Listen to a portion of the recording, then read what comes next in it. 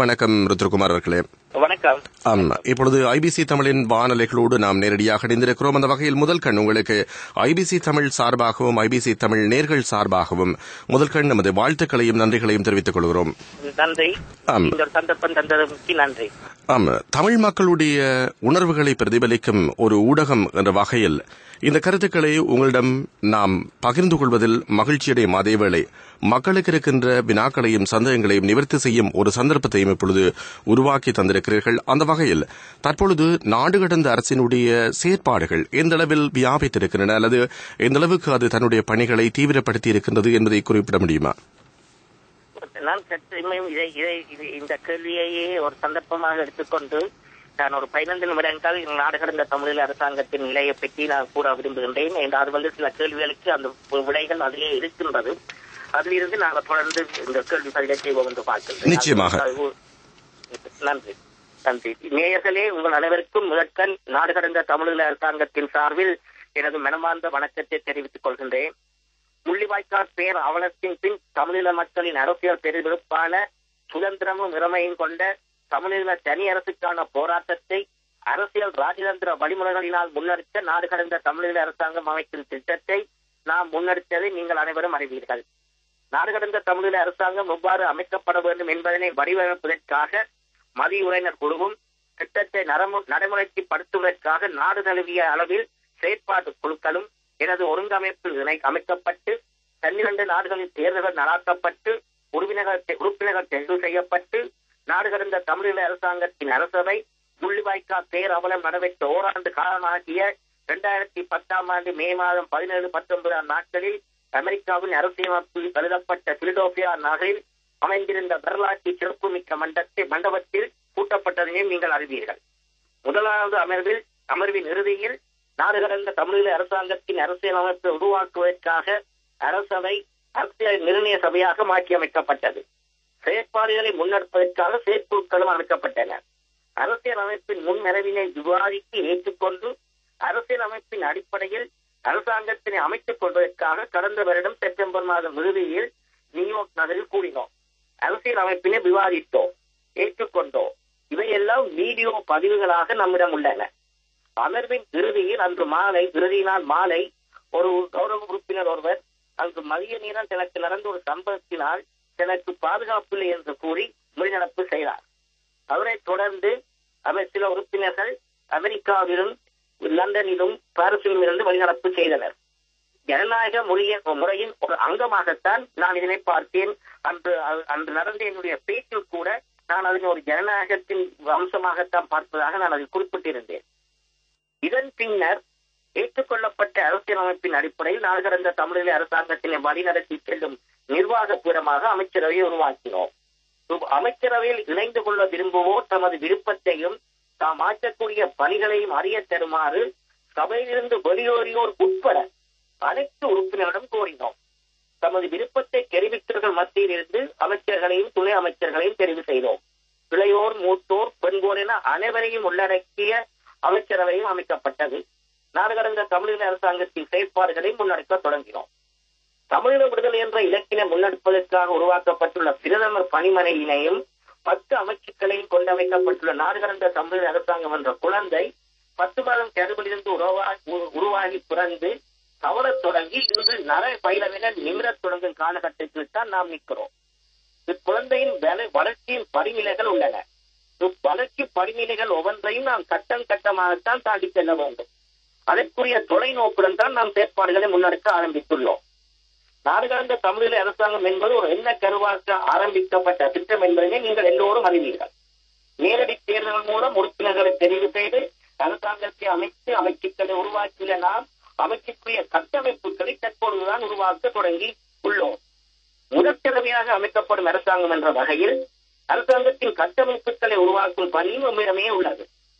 செயற்பாடுகளை முன்னெடுப்பதற்கான கட்டமைப்புகளை உருவாக்கி அதற்கின் ஊடாக செயற்பாடுகளை முன்னெடுப்பது என்பது இதற்கு சவால் நிறைந்த பணியாகும். நாம் தற்போது உருவாக்கி வரும் அரசாங்க கட்டமைப்புகள் எதிர்காலத்தில் நாடு கடந்த தமிழ் அரசாங்கத்தினை ஒரு மையமாக உருவாக்குவதற்கு உறுதுணையாக அமைய வேண்டியவை.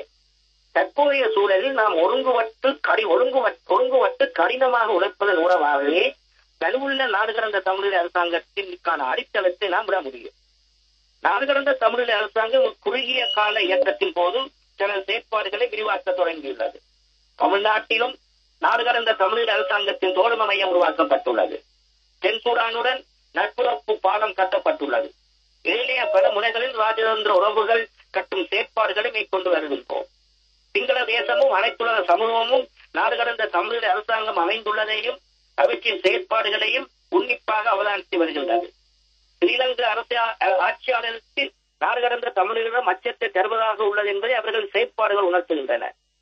ஈழத்தமிழர் தேசமானது தனது பலத்தை தமிழகம் மற்றும் உலகத் தமிழர்கள் எல்லோரது பங்கு பெற்றுடன் நியாயத்திற்காக குரல் கொடுக்கக்கூடிய அனைத்துலக மக்கள் சக்திகளின் துணையுடன் கட்டியெழுப்பதற்காக நாம் அயராது உழைக்க வேண்டிய காலகட்டம் இது. இத்தகைய ஒரு சூழலிலே நாடு கடந்த தமிழீழ அரசாங்கத்தின் உறுப்பினர்களாக தெரிவு செய்யப்பட்டவர்களில் ஒரு பகுதியினர் நாடு கடந்த தமிழீழ அரசாங்கத்தின் அரசமைப்பினை ஏற்றுக்கொண்டு நாடு கடந்த தமிழீழ அரசாங்கத்தின் பாராளுமன்றத்தில் தம்மை உறுப்பினர்களாக பிரகடனம் செய்யாமல் இருவரை இருந்து வருவது நமக்கு கவலையையும் ஏமாற்றத்தையும் தருகின்றது. மக்களால் தெரிவு செய்யப்பட்டவர்கள் நாடு கடந்த தமிழீழ அரசாங்கத்தின் அரசியலமைப்பினை ஏற்று உறுதிமொழி எடுக்கும் பொழுதுதான் உறுப்பினர் தகமையை பெறுகின்றனர். இதனால் அனைத்து தெரிவு செய்யப்பட்ட உறுப்பினர்களையும் முறையாக எல்லோரது அங்கீகாரத்துடன் ஏற்றுக்கொள்ளப்பட்ட அரசியல் அமைப்பின்படி உறுதிமொழி எடுத்து உறுப்பினர்களாகுமாறு நாம் தொடர்ச்சியாக அழைப்பு விடுத்து வருகின்றோம். எத்தகைய கருத்து முரண்பாடுகளையும் உறுப்பினர்கள் என்ற நிலையிலிருந்து அணுகுவோம் என்பதுதான் இவ்விடயத்தில் நமது நிலப்பாடாக இருந்து வருகின்றது. இத்தகைய சூழலில் பிப்ரவரி மாதம் நாடு கடந்த தமிழீழ அரசாங்கத்தின் உறுப்பினர்களாக தெரிவு செய்யப்பட்டு உறுதிமொழி எடுக்காத சிலரதும் தெரிவு செய்யப்படாதவர்கள் சிலரும் பெயர்களும் அதில் குறிப்பாக கூறுகின்றேன், கையெழுத்து இல்லாத வெறும் பெயர்களும் சில கோரிக்கைகளும் நிபந்தனைகளும் உள்ளடக்கிய கடிதம் ஒன்று எனக்கு அனுப்பி வைக்கப்பட்டிருந்தது. இந்த கடிதம் என்னை வந்து முன்னெடுவதற்கு முன்னரே இந்த கடிதம் ஊடகங்களுக்கு அனுப்பப்பட்டிருந்தது. ஓரிரு இணையதளங்களுக்கும் இது அனுப்பப்பட்டிருந்தது. இந்த கடிதம் பிரதமர் என்ற ரீதியில் எனக்கு அனுப்பப்படவும் இல்லை. இந்த கடிதத்தில் விஸ்வநாதன் ருத்ரகுமார் நாடு கடந்த தமிழக அரசாங்கம் என்றுதான் போடப்பட்டிருந்தது. நான் முன்னர் கூறியபடி ஊடகத்தில் இது வந்தபடியால் நான் இந்த விடயத்தை அமைச்சரவையின் கவனத்திற்கு நான் கொண்டு வந்தேன். அப்ப அமைச்சரவை இந்த விடயத்தை கருத்தில் எடுத்தார்கள். அமைச்சரவையின் கருத்துப்படி இது ஒரு கையொப்பம் இல்லாத ஒன்று கிடையாது. அடுத்ததாக நாடு கடந்த தமிழீழ அரசாங்கத்தின் உறுப்பினர்களாக தெரிவு செய்யப்படாதவர்களின் சிலருடைய பெயர்களும் இருக்கின்றது. அடுத்தது இந்த கடிதத்தில் இருக்கின்ற அத்தனை விடயங்களையும் நிறைவேற்றுவதற்கு பிரதமர் உத்தரவுமாரனுக்கோ தனிப்பட்ட உத்தரவுமாரனுக்கோ இந்த மாதிரி அதிகாரம் இல்லை. நீங்கள் அந்த கடிதத்தை ஊடகங்களில் பார்த்திருப்பீர்கள். அது தேர்தல் நடந்த தவறுகளை பற்றி கூறப்பட்டிருக்கின்ற தவறுகளாக சிலர்களை கூறப்பட்டிருக்கின்றது. அதற்கு நாங்கள் தேர்தல் ஆணையாளம் ஒன்று அமைத்து தேர்தல் ஆணையாளம் ஒரு முடிவை தந்தது. அதனை மீறும் அளவுக்கு எனக்கு அங்கு உரிமை, எனக்கு அதிகாரமும். அடுத்ததாக இங்கு நடக்கின்ற சில அமைப்புகளிலே சில பிரச்சனைகளை பற்றியும் கூறப்பட்டிருந்தது. இந்த அமைப்புகளை கட்டுப்படுத்தும் அதிகாரம், சர்வ அதிகாரம் எனக்கு இல்லை. இவர்கள் தான் அதிகாரம், பிரதமரிடம் அதிகாரம் நீங்கள் கூறிவிட்ட என்று கூறினாலும் உண்மையில் அந்த அதிகாரம் இல்லை. இந்த கடிதத்துக்கு நான் பதிலளித்தா சேத்திரனான அந்த அதிகாரத்தை இருக்கிறதாக நான் என்ன கருதிக் கொள்வேன் என்று கூட நான் யோசித்தேன். எனக்குள்ள அதிகாரம் இந்த அரசியலமைப்புக்குள் சட்டத்துக்குள் வழங்கப்பட்ட அதிகாரம் மட்டும்தான் எனக்கு நாடு கடந்த தமிழக அரசாங்கம் தொடர்பாக இருக்கின்றதே ஒழிய மற்றும் நான் ஒரு சர்வ அதிகாரம் கொண்ட நபராக நான் கருதவும் இல்லை. அமைச்சரவையும் என்னை அவ்வாறு கருதவில்லை. அத்தோடு இந்த கடிதத்தில் ஒரு இரட்டல் துணியும் காணப்பட்டிருந்தது. எனவே அமைச்சரவை இந்த முடிவு எடுத்தது. இந்த கடிதம் ஒரு நல்லெண்ணத்துடன் எழுதப்பட்ட கடிதமாக அமைச்சரவை கருதவில்லை. எனவே இதற்கு பங்களிக்க வேண்டிய கடமைப்பாடு இருப்பதாக அமைச்சரவை உணரவில்லை. இந்த நேரத்தில் நாடுகள தமிழக அரசாங்கத்தினை தெரிவு செய்த உறுப்பினர்களை உறுதிமொழி அளித்து உறுப்பினர்களாக தலைமைப்படுத்துமாறு அவர் தலைவர் திரு பொன் பாரதாசா கால அவகாசம் கொடுத்திருந்தார். கால அவகாசம் போதாது என தெரிவிக்கப்பட்டமையால் அவர் அதனை 25ஆம் தேதி வரை தெரிவித்துள்ளார். அவைத்தலைவர் பொன் பாலராஜன் அவர்கள் அறிவித்தவாறு சுமார் 25ஆம் தேதிக்கு உறுப்பினர்கள் உறுதிமொழி எடுக்க தவறும் தெரிவு செய்யப்பட்ட உறுப்பினர்கள் தாங்களாகவே நாடு கடந்த தமிழக அரசாங்கத்தின் பாராளுமன்ற உறுப்பினராக தெரிவு செய்யப்பட்ட நிலைகளில் இருந்து தம்மை விடுவித்துக் கொண்டதாக கருதி அடுத்த நடவடிக்கைகளை மேற்கொள்ள வேண்டிய நிலை ஏற்படுவது. இந்த நிலை வருவதை நாம் ஒருவருமே விரும்பவில்லை. நாடு கடந்த தமிழீழ அரசாங்கத்தின் பிரதமர் என்ற நிலையில் நான் துப்புரவாக விரும்பவில்லை. அவைத்தலைவர், அமைச்சர்கள், துணை அமைச்சர்கள் நாடு கடந்த தமிழீழ அரசாங்கத்தின் அரசியல் அமைப்பினை ஏற்றுக்கொண்டு உறுதிமொழி எடுத்துக்கொண்ட 3/2 பங்குக்கும் மேற்பட்ட உறுப்பினர்கள் எவரும் இதனை விரும்பவில்லை. இதேவேளை நாடு கடந்த தமிழீழ அரசாங்கத்தின் முக்கிய பங்கு வகிக்கும் இளைய சமுதாயம் இதனை விரும்பவில்லை. நாடு கடந்த தமிழீழ அரசாங்கத்தின் இளைய சமுதாயம் தற்பொழுது எல்லாரும் ஒன்றாக வந்து நாங்கள் எங்களுடைய பிரச்சனைகளை அவைக்குள்ளே தீர்த்துக் கொள்ளலாம் என்று எடுத்துக்கின்ற முயற்சியை நீங்கள் அறிந்திருப்பீர்கள். இந்த முயற்சிக்கு நான் அவர்களுக்கு பாராட்டையும் தெரிவித்து இந்த முயற்சி வெற்றி பெற வேண்டும் என்று நான் அவர்களிடம் வாழ்த்துக்களை தெரிவித்து வெற்றி பெறும் என்ற நம்பிக்கை எனக்கு இன்றும் இருக்கின்றது. நாடு கடந்த தமிழக அரசாங்கத்தின் உறுப்பினர்கள் எல்லோரும் ஒரே இலக்கினை கொண்டவர்கள், ஒரே நோக்கத்துக்காக செயல்படுவர்கள்.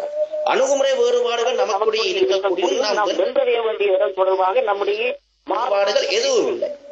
இதனால் நாடு கடந்த தமிழீழ அரசாங்கத்துக்கு அணிகள் எதுவும் தேவையும் இல்லை, இடமும் இல்லை. தமிழீழ தேசத்தின் விடுதலைக்காக செயல்படுவதற்காக மக்கள் நம்மை தேர்ந்தெடுத்தார்களே அன்றி அணிவிரிந்து மெல்லு கட்டுவதற்காக மக்கள் நம்மை தேர்ந்தெடுக்கவில்லை.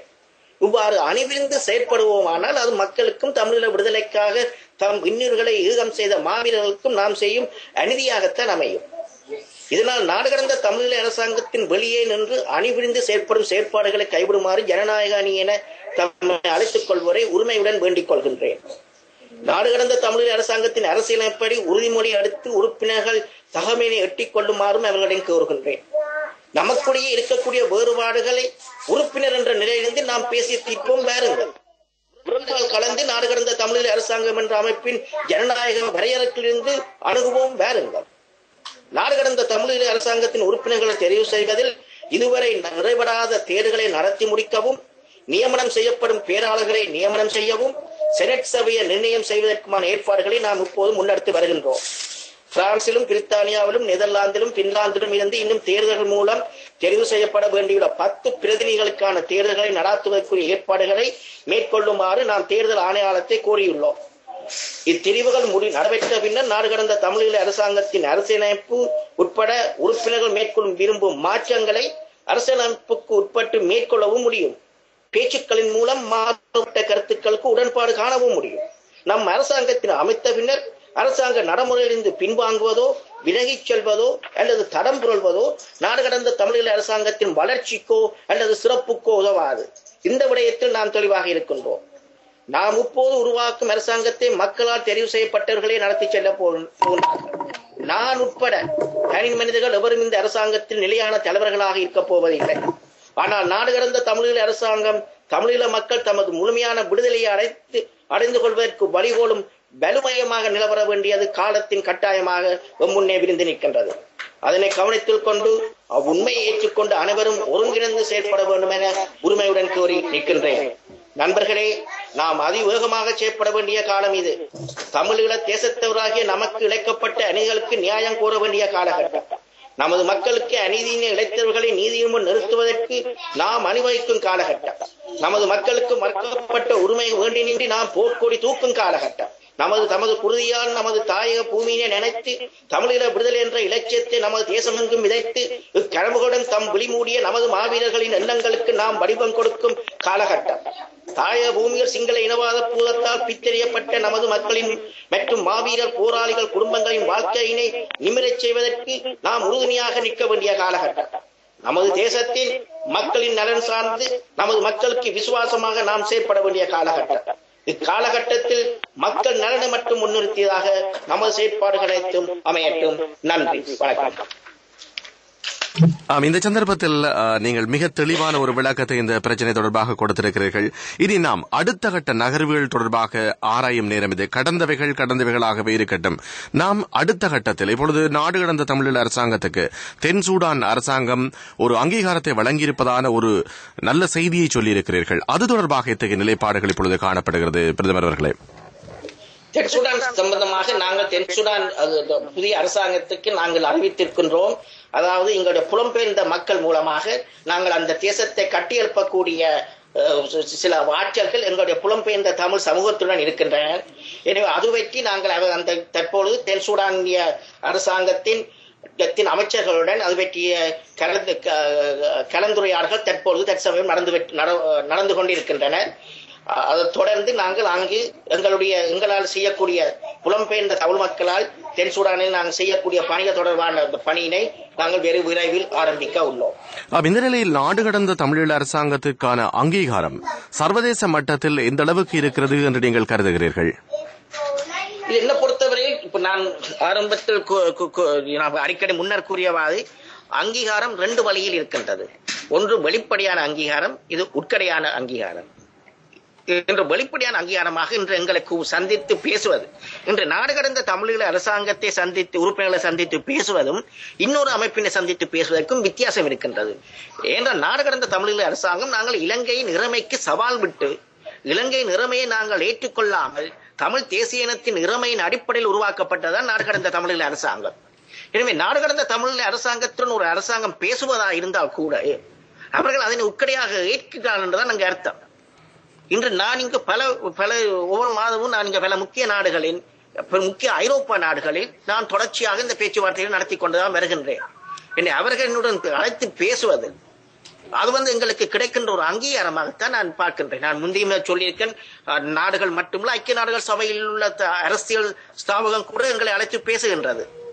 எனவே இதுகள் எல்லாம் எங்களுக்கு ஒரு அங்கீகாரமாக, ஆனால் இதுக்கு அடுத்த கட்டமாக ஒரு வெளிப்படையான அங்கீகாரம், எக்ஸ்பிளிசிட் ரெகக்னிஷனுக்கான பாதையில் தான் நான் போய்கொண்டிருக்கின்றோம்.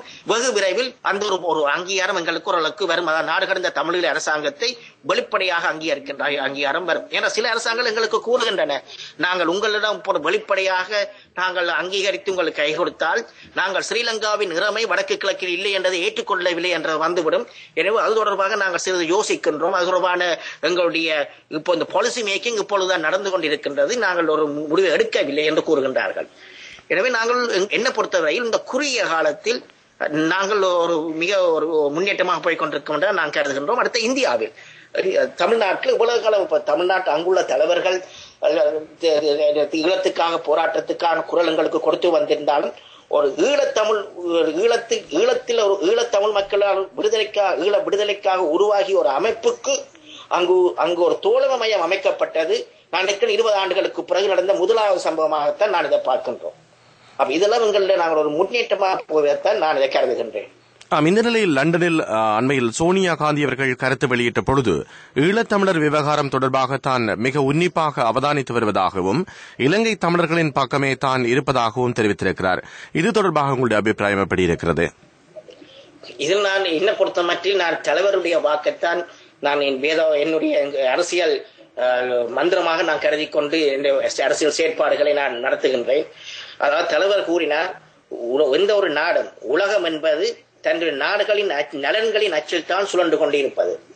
எந்த ஒரு நாடும் தன்னுடைய நலன்களின் அடிப்படையில் தான் சுழன்று கொண்டிருப்பது. நான் எந்த ஒரு நாடும் தர்மத்தின் அடிப்படையிலோ நியாயத்தின் அடிப்படையிலோ உதவி செய்யும் என்று நான் கருதவில்லை. ஆனால் இந்தியா ஒரு முக்கியமான நாடு எங்களுடைய அந்த பிராந்தியத்தில். ஆனால் என்ன பொறுத்தவரை தற்போது தென்னாசியாவில் மாறி வரும் புவிசார் நிலை, சேஞ்சிங் ஜியோ பொலிட்டிக்கல் சிச்சுவேஷன், சீனாவின் அங்கு ஆதிக்கம், இது எல்லாம் அங்கு ஒரு மாற்றத்தை ஏற்படுத்துகின்றது. எனவே அந்த நேரத்தில் எங்களுடைய கருத்து, நாங்களுடைய ஆலோசனை குழு அறிக்கையில கூட நாங்கள் ஆரம்பத்திலேயே குறிப்பிட்டிருந்தோம். அதாவது இந்திய நலனும் தமிழ் மக்கள் நலனும் ஒன்றாக பயணிக்க வேண்டிய ஒரு காலம், ஒரு கட்டாயம் இந்தியாவுக்கு வரும் என்றதான் நாங்கள் பார்க்கின்றோம். அந்த அடிப்படையில் தான் நாங்கள் நாடு கடந்த தமிழக அரசாங்கத்தின் வேலைகளும் தற்சமயம் இருந்திருக்கின்றன. தற்சமயம் நாடு கடந்த தமிழக அரசாங்கம் இந்திய புத்திஜீவிகள், அதாவது அந்த ஃபாரின் பாலிசி மேக்கிங்கில் ஒரு பங்கினை வகிக்கக்கூடிய புத்தியஜீவிகள் மற்றும் தமிழ்நாட்டு மக்கள் என்றால் தமிழ்நாட்டு மக்களால் மிக ஒரு முக்கிய பாத்திரத்தை வகிக்க முடியும் என்று வைக்க முடியும். அந்த அதில் தான் நாங்கள் தற்பொழுது எங்களுடைய கவனத்தை செலுத்திக் கொண்டு வருகின்றோம். இந்த நிலையில் லிபியாவில் எழுந்திருக்கிற தற்போதைய அரசியல் விவகாரங்கள், ராணுவ தாக்குதல் தொடர்பாக ஒரு நாட்டினுடைய பிரதமர் என்ற அடிப்படையில், அதுவும் நாடு கடந்த ஒரு அரசினுடைய பிரதமர் என்ற அடிப்படையில் அந்த அரசியல் நகர்வுகளை எப்படி நோக்குகிறீர்கள்? லிபியாவில் நடந்த சம்பவங்கள் தாக்குதல் ஐக்கிய நாடுகள் சபையின் செக்யூரிட்டி கவுன்சில் ரெசல்யூஷன் நினைக்கிறேன் 1973 நினைக்கிறேன் 1973 செக்யூரிட்டி கவுன்சில் ரெசல்யூஷனின் சாப்டர் 7, அதாவது 7வது அத்தியாயத்தின் கீழ் பாதுகாப்பு கோரி அது எடுக்கப்பட்ட விடயம். எனவே அது ஐக்கிய நாடுகள் சபையின் அங்கீகாரத்தில் எடுக்கப்பட்ட நடவடிக்கையால் அதில் நாங்கள் சட்டமாகத்தான் நாங்கள் கருதுகின்றோம். ஆனால் இதே இடத்துல ஒன்றை சுட்டிக்காட்ட விரும்புகின்றோம். இன்று 1000 10,000 பேர் லிபியாவில் இறந்ததற்கு இன்றைக்கு தொழிற்கும் ஐக்கிய நாடுகள் சபை எங்கள் 60,000 மக்கள் அங்கு கொல்லப்பட்ட பொழுது கண்மூடிக்கொண்டிருந்ததை நான் சுட்டிக்காட்டேன். நாங்கள் எங்களுடைய எந்த விதமான பேச்சில் அதனை சுட்டிக்காட்டி இருக்கின்றேன். ஆனால் தற்போது ஐக்கிய நாடுகள் சபை எடுக்கும் சில நடவடிக்கைகள் நாளை சிங்களத்தை தப்ப விடாதமான ஒரு பொறுமுறையைத்தான் உண்டாக்குகின்றன. உதாரணமாக இன்று ஹியூமன் ரைட்ஸ் கவுன்சிலுக்கும் மற்றது செக்யூரிட்டி கவுன்சிலுக்கும் அதாவது இன்டர்நேஷனல் கிரிமினல் சர்வதேச குற்றவியல் நீதிமன்றத்திற்கு இந்தியாவை அனுப்ப வேண்டும் என்ற செக்யூரிட்டி கவுன்சில் எடுத்த முடிவு நாளைக்கு எங்களுடைய அந்த நாளைக்கு ஐக்கிய நாடு செயலாளர் நாயகத்தின் அந்த ஆலோசனை குழுவின் அறிக்கை வெளிவரும் போது அது நிச்சயமாக உண்மை வரும் என்று நாங்கள் நம்புகின்றோம். அது உண்மை வரும் போது அதில் தட்டி கழிக்கையே நாங்கள் ஏன்னா 10,000 பேர் சென்றதுக்கு நடந்ததுக்கு இவ்வளவு நடவடிக்கை எடுக்கும் சர்வதேசம், 10,000 பேர் நடவடிக்கை எடுக்கும் ஐக்கிய நாடுகள் சபை, 60,000 பேர் கொல்லப்பட்டதற்கு நிச்சயமாக நடவடிக்கை ஒரு கட்டாயத்திற்குள் ஐக்கிய நாடுகள் சபை வெல்லப்படும் மக்கள் நாங்கள் அதில் உறுதி செய்கிற மாதிரி எங்களுடைய நடவடிக்கைகளும் அமைய வேண்டும் என்றுதான் நான் பார்க்கின்றேன். இந்த நிலையில் உண்மையில் இந்தியாவில் நடந்த நிகழ்வுகளை நீங்கள் வரவேற்றிருப்பது போல இப்பொழுது லிபியாவில் நடந்திருக்கிற இந்த விவகாரங்கள் என்பது ஐக்கிய நாடுகள் சபை தலையீடு செய்கின்ற நடவடிக்கையை அங்கீகரிக்கின்ற இந்த ஐக்கிய நாடுகள் சபையினுடைய பாதுகாப்பு சபையினுடைய தீர்மானம் நிறைவேற்றப்பட்ட முறைமை அல்லது அங்கு அந்த ஐக்கிய நாடுகள் சபையினுடைய தலையீடு உறுதிப்படுத்தப்பட்ட முறைமை என்பது ஈழத்தமிழர்களுக்கு மிகவும் சார்பான ஒரு நடவடிக்கையாக பார்க்கப்படுவதாக அரசியல் அவதானிகள் சுட்டிக்காட்டுகிறார்கள். ஏனெனில் ஈழத்தமிழர்கள் தங்களுடைய உரிமையை பாதுகாத்துக் கொள்ளவும் இழந்த உரிமையை பெற்றுக் கொள்ளவும் ஜனநாயகத்தை பெற்றுக் கொள்ளவும் நடத்துகின்ற இந்த நீண்டகால போர் என்பது அல்லது இந்த நீண்டகால போராட்டம் என்பது ஏற்றுக்கொள்ளப்படக்கூடிய ஒன்று என்பதற்கு முன்னுதாரணமாக லிபியா மீதான ஐக்கிய நாடுகள் சபையினுடைய தீர்மானம் பார்க்கப்படலாம் என்று சுட்டிக்காட்டுகிறார்கள். அது எந்த அளவுக்கு ஏற்றுக்கொள்ளக்கூடியதாக இருக்கும் என்று நீங்கள் கருதுகிறீர்கள்? நிச்சயமாக அதில் இப்ப ஐக்கிய நாடுகள் சபையின் செக்யூரிட்டி கவுன்சிலோ அல்லது மேற்கத்திய நாடுகளோ கொடுக்கப்பட்ட காரணம் ஹியூமனிடேரியன் இன்டர்வென்ஷன். மக்கள் அங்கு இறக்கும் பொழுது அதை பார்த்துக் கொண்டு நிற்க இயலாது. அதே வாதத்தை நாங்கள் இங்கு கொடுக்கின்றோம். அதாவது ஈழத்தமிழ் மக்கள் அங்கு இனப்படுகொலைக்கு உள்ளாகும் பொழுது சர்வதேச சமுதாயம் பார்த்துக் கொண்டு நிற்க இயலாது. எனவே நிச்சயமாக இந்த லிபியாவில் நடந்த சம்பவம் எங்களுக்கு லிபியாவில் ஐக்கிய நாடுகள் சபை எடுக்கும் நடவடிக்கை எங்களுடைய விடுதலைக்கு எங்களுடைய சுதந்திர நாட்டில் நாங்கள் நினைக்கின்ற எங்களுடைய முயற்சிக்கு உதவும் என்று நான் நம்புகின்றேன். உதவு வைப்பது அது எங்களுடைய கட்டித்தன எங்களுடைய புலம்பெயர்ந்து வாழ்கின்ற மக்களுடைய கையில் புலம்பெயர்ந்து வாழும் மக்கள் பெரும் பங்களிப்பு வைக்க வேண்டும். அதாவது நாங்கள் இதனை எடுத்துக்கொண்டு நாட்டு அரசாங்கங்களுடனும் மற்றும் INGO NGO உட்பட அமைப்புகள் விதிகளை நாங்கள் காட்டி எங்கள் பக்கத்தில் நியாயத்தை எடுத்திருப்பதன் மூலம் ஐக்கிய நாடு சபைக்கு நாங்கள் இந்த அழுத்தத்தை கொண்டு வரலாம். அந்த நேரத்தில் ஐக்கிய நாடுகள் சபை விரும்பியோ விரும்பாமலோ இந்த மாதிரியான ஒரு நிலப்பாட்டை எடுக்க வேண்டிய கட்டாயத்துக்கு வரும் என்றுதான் நான் கருத வேண்டும். இந்த இடத்துல உருத்திரமாறன் அவர்களே, இன்னும் ஒரு முக்கியமான கேள்வி. அதாவது இந்த நாடு கடந்த அரசாங்கத்துக்கு எதிராக கருத்து கூறுகின்றவர்கள் அல்லது இந்த நாடு கடந்த அரசாங்கத்துக்கு எதிராக செயற்படுகின்றவர்கள் முன்வைக்கின்ற ஒரு பிரதான விமர்சனமாக இந்த வடக்கு கிழக்கில் ஒரு தீர்வு ஒன்றிணைந்த இலங்கைக்குள் வர வேண்டும் என்ற விருப்பம் இப்பொழுது மக்களிடம் இருப்பதாக ஒரு மாயை ஒன்று அவர்களால் தோற்றுவிக்கப்படுகின்றது. அதேபோன்று இப்பொழுது இருக்கின்ற அதாவது தமிழ் தேசிய கூட்டமைப்பாக இருக்கணும் சரி, இப்பொழுது இணைந்திருக்கின்ற அந்த கூட்டமைப்பு கூட அரசாங்கத்துடன் பேசித்தான் தமிழ் மக்களுக்கான தீர்வு காணப்பட வேண்டும் என்பதில் அவர்கள் உறுதியாக இருக்கின்றார்கள். எனவே அப்படியான ஒரு தீர்வு அங்கு ஒன்றிணைந்த இலங்கைக்குள் காணப்படுகின்ற போது உடனடி தேவையாக மக்களுக்கு இப்படியான உடனடி தீர்வு ஒன்று வழங்கப்பட வேண்டும் என்ற ஒரு தேவை இருக்கின்ற நிலையில் இப்படியாக இந்த நாடு கடந்த அரசாங்கம் என்பது புலம்பெயர்ந்த தேசத்தில் இயங்குவது அதற்கு ஒரு தடைக்கல்லாக இருக்கும் என்ற ஒரு விமர்சனத்தை முன்வைக்கின்றார்கள். இது தொடர்பாக உங்களுடைய கருத்து எப்படி இருக்கின்றது? பொறுத்தவரையில் தமிழ் மக்கள் சுதந்திரமாகவும் கௌரவமாகவும் பீஸ் அண்ட் டிக்னிட்டி கௌரவமாக வாழ்வது ஒரு சுதந்திர தமிழகத்தில் வாழலாம் என்பதுதான் எங்களுக்கு அசைக்க முடியாத நம்பிக்கை. இன்று தற்போது நடந்து வருகின்ற செயற்பாடுகள் கூட இலங்கை தீவில் நடந்து வருகின்ற செயற்பாடுகள் கூட அதனை உறுதிப்படுத்தினர். ஒன்று, முதலாவதாக 60,000 பேர் கொல்லப்பட்டது இனப்படுகொலை 1977 ஆண்டு தமிழ் மக்களுடைய ஆணைக்கு உரம் சேர்க்கிறது. அந்த இனப்படுகொலையின் காரணமாக அதுக்கு ஒரு ரெமேடியல் மெஷராக அந்த இனப்படுகொலை திரும்ப நடக்காமல் இருப்பதற்காக அதற்கான ஒரே மாற்றம் தமிழக அரசாங்கம் தமிழ் சுதந்திர தமிழீழம் என்பதால் எங்களுடைய நிலப்பாடு. எனவே சரி, சந்திரா முடிந்துவிட்டு தற்போது நிலைமை எப்படி இருக்கின்றது? நிலைமை இன்னும் மோசமாகத்தான் இருக்கின்றது. இந்த இனத்தை அழித்தது மட்டுமல்ல, இந்த இனத்தின் அடையாளத்தை அழிப்பதிலும் ஐடென்டிட்டியை அழிப்பதிலும் தான் இந்த சூழல் இருக்கின்றது. இந்த நிலையில் அங்கு ஒன்றாக கூடி வாழலாம் என்று நாங்கள் கருதவில்லை. மேலும் இன்று எங்களுடைய போராட்டம், இப்ப நாங்கள் எங்களுடைய புத்தாண்டு செய்தியில் நான் விட்ட செய்தியும், அதே நேரத்தில் நான் முந்தநாட்டு நேற்று சந்தேகத்திற்கு கொடுத்த அந்த நேர்முகத்தில் நான் அதை ஒன்று வெளியிட்டிருந்தேன். அதாவது இன்று இந்த தாயகத்தில் மக்களுடைய அரசியல் வழி மிகவும் ஒரு குறுகிய வழி. அவரிடம் பேர் எங்களுக்குள்ள மாதிரி அரசியல் வழி அங்கு இல்லை. ஆனால் அந்த குறுகிய வழிக்குள்ளும் அவர்கள் தங்களுடைய அடிப்படை உரிமைகளுக்கு, அடிப்படை தேவைகளுக்கான சில போராட்டங்களை நடத்த வேண்டிய ஒரு கட்டாயத்தில் இருக்கின்றார்கள். நாங்கள் வெளியிலிருந்து நடத்துகின்ற இந்த போராட்டம், இந்த நாடுகடந்த தமிழக அரசாங்கம் என்றாலும் தெரியாது எந்த ஒரு அமைப்பும் வெளியிலிருந்து நாங்கள் நடத்துகின்ற போராட்டம் அங்கு உள்ளே இருக்கின்ற மக்களுக்குள்ள அரசியல் வழியை எக்ஸ்பேர்ட் பண்ணும், அந்த அரசியல் வழியை பிரிப்பிக்கும். அவர்களுக்கு அது அப்படி உறவுமையை ஒழிய அவர்களுடைய வார்த்தைக்கு அது அவருடைய அரசியல் விடுதலை சேலத்துக்கு ஒரு குண்டகமாக அமையாது. நான் அது என்னத்தை நான் இன்னொன்றை நான் சுட்டிக்காட்ட விரும்பினேன் என்னவென்றால், அதாவது தற்போது உலகத்தின் கவனம் அங்கு இருக்கின்றது. எனவே தாயகத்தில் நடக்கும் எந்த ஒரு சிறிய போராட்டம் என்றாலும் அது நிச்சயம் உலகத்தின் கவனத்தை ஈர்க்கும். எனவே அதே நேரத்தில் இப்போ நாங்கள் ஈஜிப்தில் பார்த்திருக்கின்றோம், மத்திய கிழக்கில் பார்க்கின்றோம். இந்த சோசியல் மீடியாக்கான நாங்கள் உலகத்தின் கவனத்தையும் மக்களையும் ஒன்றிணைத்த முடியும்.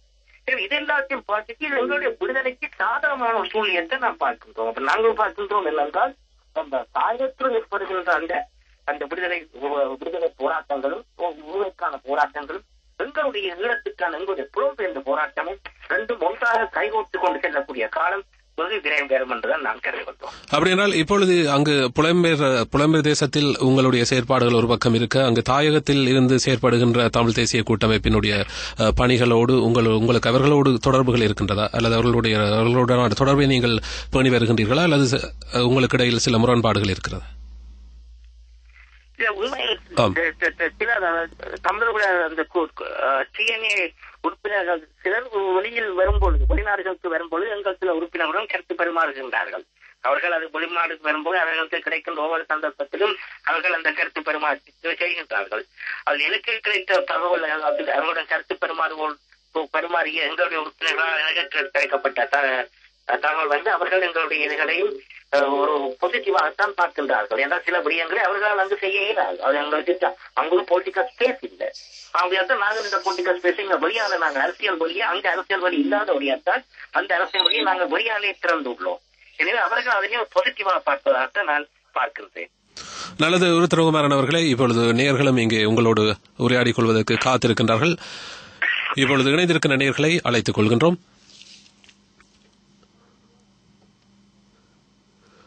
நாடு கடந்த அரசாங்கத்தின் பிரதமர் உருத்திரகுமாரன் அவர்களுடனான நேரடி செவியோடு இப்பொழுது முதலில் இணைந்திருக்கின்ற உறவை அழைத்துக் கொள்கின்றோம். வணக்கம்.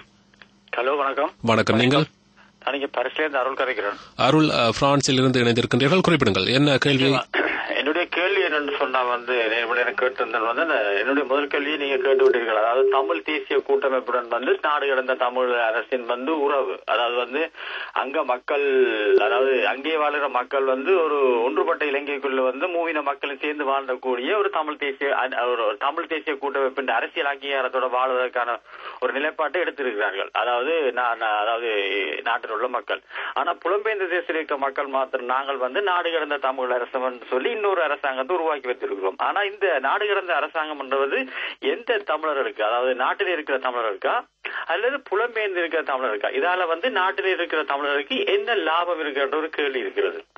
அதுதான் என்னுடைய கேள்வி. முதலாவது கேள்வி ஒரு கேள்வியோடு முடித்துக் கொள்கிறேன். நிறைய நேயர்கள் வர வேண்டியிருப்பதால் இந்த கேள்வியோடு முடித்துக் கொள்கிறேன். நன்றி. மீண்டும் ஒருமுறை உங்களுடைய பெயரை குறிப்பிட்டுவிட்டு விடைபெற்றார். அருள், பாரிஸ். நன்றி. நன்றி. வணக்கம். நன்றி. உருத்திரகுமாரன் அவர்களே, கேள்வி கேட்டது முதலாவதாக அந்த கேள்வியின் அந்த அடிப்படையில் நான் ஆட்சியோடு தெரிவிக்கிறேன். தாயகத்தில் உள்ள மக்கள் ஒன்றுபட்ட இலங்கைக்கு வாழ்வதற்காக எந்த ஒரு ஆணையம் எப்பொழுதும் வழங்கவில்லை. 1977 ஆண்டுக்கு பின்னர் 1977 ஆண்டு மக்கள் தந்த அந்த ஆணையை பிறகு அவர்கள் குருதியாலும் கண்ணீராலும் அதை அவர்கள் நிறைவேற்ற கடந்த 30 ஆண்டு காலமாக போராடியது. எனவே அதன் பின்னர் கூட எந்த ஒரு சந்தர்ப்பத்திலும் தாயகத்தில் வாழ்கின்ற மக்கள் தற்போது நாங்கள் ஒன்றுபட்ட இலங்கைக்குள் வாழப்போகின்றோம் என்று ஒரு ஆணையை கொடுத்ததாக கொடுத்தது என்று நான் பார்க்கவில்லை. அதாவது நாங்கள் 77 ஆண்டு நாங்கள் போட்ட அந்த எங்களுடைய இதை நாங்கள் வாபஸ் வாங்கி நாங்கள் இதுதான் எங்களுடைய புதிய ஆணை என்று சொல்லி தமிழ் மக்கள் நாங்கள் ஆணை கொடுக்கவில்லை. எனவே எங்களை பொறுத்த தமிழ் அரசாங்கத்தை பொறுத்த வரையில் தாயக மக்களும் சுதந்திர காற்று சுவாசிக்கத்தான் துடிக்கின்றார்கள். அங்கு அவர்களும் அங்கு ஒரு தனித்தமிழீழத்தை அமைக்கத்தான் பிடிக்கின்றார்கள். ஆனால் அவர்களுக்கு அரசியல் புரி பட்டிருப்பதால் அங்கு முழுமையாக போராட்டத்தை எடுக்க முடியவில்லை. அடுத்தது இன்னொன்று நான் என்னுடைய கேள்விகளில் ஈவன் சந்தை லீடருக்கு கூட நான் அதை வலியுறுத்தினேன். புலத்தில் வாழ்கின்ற தமிழர் வேற, தாயத்தில் வாழ்கின்ற தமிழர் வேறு என்று நாங்கள் எங்களை இருகூறாக நாங்கள் பார்க்கவில்லை. நாங்கள் தமிழர்கள் எல்லாரும் ஒன்றும். இது இந்த புறத்துக்குகள் தமிழர்கள் வந்ததற்கு அடிப்படையான காரணம் தாயகத்தில் ஏற்பட்ட இனப்படுகொலை, தாயகத்தில் நடந்த சித்திரவதைகள், கொலைகள், கற்பழிப்புகள். அதன் காரணமாகத்தான் அந்த தாயகத்திலிருந்து வேரோடு கிளப்பப்பட்டு வந்து இங்கு அனுப்பப்பட்டவர்கள். எனவே தாயகத்தில் இருக்கிற மக்களும் புறத்தில் இருக்கிற மக்களும் இருவாரியாக நாங்கள் ஒவ்வொருமே பார்க்கப்படாது. நாங்கள் எல்லாரும் ஒன்று. நாங்கள் இந்த வெளியில் இருக்கணும், அவர்கள் உள்ளிக்கு இருக்கின்றார்கள். அப்ப எங்களுடைய குரல், எங்களுடைய போராட்டங்கள் ஒன்றாக ஒரே குறிக்கோள் இருக்கக்கூடிய வரை நாங்கள் எடுக்கின்ற நடவடிக்கைகள் நிச்சயமாக தாயகத்தில் வாழ்கின்ற தமிழர்களுக்கான அரசியல் கொள்கையை உடனடியாக பெருப்பிக்கும் என்ற ஒரு நம்பிக்கை தான் எனக்கு இருக்கின்றது. இந்த இடத்துல நீங்கள் சொன்னதனுடைய உள்ளார்த்தமான சில விடயங்கள் புரிகின்றது. அதாவது புலம்பெயர் தேசத்தில் இருக்கின்ற மக்களால் ஒரு விடயத்தை சாதிக்கக்கூடியதாக இருக்கிறது, அதே போன்று தாயகத்தில் வாழ்கின்ற மக்களால் இன்னொரு விடயத்தை சாதிக்க முடியாமல் இருக்கிறது. என்னவென்று சொன்னால், இந்த போர்க்குற்றம் எனப்படுகின்ற விடயம் பல நாடுகளுக்கு விடிவினை தந்திருக்கிறது. அந்த வகையில் இந்த போர்க்குற்றம் தொடர்பாக உங்களுடைய நாடு கடந்த அரசாங்கம் மந்த நிலையில் இருக்கின்றது என்ற ஒரு விமர்சனம் முன்வைக்கப்படுகின்றது. இது தொடர்பாக உங்களுடைய பதில் என்னவாக இருக்கிறது? இந்த போர்க்குற்றங்கள் தொடர்பாக நாங்கள் அமெரிக்கா பல்கலைக்கழகத்துடன் சேர்ந்து நாங்கள் கடந்த ஒரு நான் நிற்கின்றேன் ஒரு 7-8 மாதத்துக்கு மேலாக நாங்கள் வேலை செய்து வருகின்றோம். இந்த அமெரிக்கன் பல்கலைக்கழகத்துடன் சேர்ந்து நாங்கள் வேலை செய்வது முக்கிய இது அது எங்களுக்கு அந்த அவரோட வேண்டு தேர்வு செய்வது அதன் மூலமாக இந்த வழக்குகளை தொடுப்பது ஒரு லெஜிட்டிமசியையும் கொடுக்கின்றது. இப்ப சாதாரணமாக நாங்கள் தமிழ் அமைப்புகளை கொண்ட வழக்கை நாங்கள் தொடுப்பதும் பார்க்க ஒரு இன்னொரு அமைப்பும் இன்னொரு கல்வி சார்ந்த ஒரு நிறுவனமும் எங்களுடன் சேர்ந்து அந்த வழக்கை தொடுக்கும் பொழுது அது அங்கு மிகுந்த அதுக்கு ஒரு லெஜிட்டிமசி கூட இருக்கின்றது. அப்ப அவர்களுக்கு நாங்கள் சும்மா இருக்கவில்லை. அந்த 7 மாதம் இந்த சாட்சியங்கள் திரட்டுவதற்காக அந்த குழு, அந்த அமெரிக்க பல்கலைக்கழக குழு இந்தியா கூட சென்றது. கடந்த டிசம்பரில் இந்தியா சென்றது. கடந்த மாதம் ஐரோப்பாவில் பல நாடுகளுக்கு சென்றது. கனடாவில் கப்பலில் வந்திறங்கியவர்களை போய் சந்தித்தது. ஐரோப்பாவில் இருக்கின்ற பல நண்பர்களுக்கு தெரியும். அங்கு வந்து ஈடுபாடு கொண்டவர்கள் மூலமாகத்தான் பல சாட்சியங்களை சந்தித்து பல சாட்சியங்களை சேகரித்துக் கொண்டிருக்கின்றது. அதே நேரத்தில் நாடுகளந்த தமிழக அரசாங்கமும் வந்து இப்ப மஹிந்த ராஜபக்சே இங்கு வரும்போது நாங்கள் இங்கு வழக்கு போவதற்கான ஆயத்தங்களையும் செய்தோம். இதற்கான பல ஆயத்தங்கள் நடந்த பல பேருக்கு தெரியும். ஆனால் கருத்தில் அவர் முதலே வெளிக்கிட்டபடியால் நாங்கள் போற இருந்தது. அதுக்கு வெளிக்கிட்ட பின்னர் அந்த பர்சனல் ஜூரிஸ்டிக்ஷன் கூறுவார்கள். அதாவது அவருக்கு எதிராக அந்த சர்வீஸ் நடக்கிறது செய்ய முடியாதபடியால் அதை நாங்கள் விட்டோம். ஆனா தற்போது நாங்கள் இதை நாங்கள் எங்களுடைய நாடுகளின் அரசாங்கம் ஒரு முக்கியமான விடயமாகத்தான் பார்க்கின்றோம். இந்த வழக்குகளை போடுவது, இந்த வழக்குகளை போடுவதற்கு ஒரு முக்கிய காரணமாக நாங்கள் என்னத்தை பார்க்கின்றோம் என்றால், இனப்படுகொலையை நிரூபிப்பதற்கு தனியாக குற்றவாளிகளை தண்டிப்பதற்கான ஒரு மொத்தமாக நாங்கள் இதை பார்க்கவில்லை. அதே நேரத்தில் அங்கு இறந்தவர்களுக்கு நீதி வழங்க வேண்டும் என்றும் பார்க்கின்றோம். அதுவும் அதே நேரம் இனப்படுகொலை நடந்தது என்பதை நிரூபிப்பதற்கு இது ஒரு மிக முக்கியமான சாதனமாகத்தான் நாங்கள் பார்க்கின்றோம். எனவே இது நாங்கள் தொடர்ச்சியாக வேலை செய்து கொண்டிருக்கின்றோம். வெகு விரைவில் நாங்கள் ஒரு காத்திரமான வழக்கினை, ஒரு பயபிள் லீகல் ஆக்ஷனை நாங்கள் சரியென நாங்கள் அதில் போடுவோம். அது இன்னொன்றை நாங்கள் பார்க்கின்றோம், ஒரு அகாடமிக் ட்ரைபியூனல் என்று, அதாவது பீப்புள்ஸ் ட்ரைபியூனல் மாதிரி கல்விமான்கள் கொண்ட ட்ரைபியூனல் ஒன்றை அமைப்பது சம்பந்தமாக கூட நாங்கள் இந்திய பேராசிரியர்களுடன் கழித்து வருகின்றோம். அதையும் நாங்கள் செய்ய இருக்கின்றோம். அதே நேரத்தில் பல மனித உரிமை அமைப்புகள் கடந்த வாரம் எங்களுடைய போர்க்குற்றங்கள் தொடர்பான எங்களுடைய அமைச்சு நெதர்லாந்து மனித உரிமை சங்கத்துடன் ஒரு கூட்டம் ஒன்றை ஒழுங்குபடுத்தி அது ஜெனோசைடு, இலங்கையில் நடந்த ஜெனோசைடை பற்றி அங்கு கலைக்கப்பட்டது. அதில் நானும் கலந்துரையாடும், நானும் பேச்சு நிகழ்த்தினே. அவர்கள் எங்களுடன் சேர்ந்து வேலை செய்வதாக அத்துடன் பல்வேறு பல்கலைக்கழகங்கள், லண்டன் உள்ள பல்கலைக்கழகங்களும் எங்களுடன் சேர்ந்து வேலை செய்வதற்காக கூறியிருக்கிறார்கள். எனவே நாங்கள் தொடர்ந்து செய்கின்றோம். மிக விரைவில் காத்திரமான வழக்கின் ஒன்றை நாங்கள் போடுவோம் என்ற நம்பிக்கை எனக்கு இருக்கின்றது. நிச்சயமாக இப்பொழுது மின்னஞ்சல் ஊடாகவும் பல மின்னஞ்சல்கள் நமக்கு வந்திருப்பதால்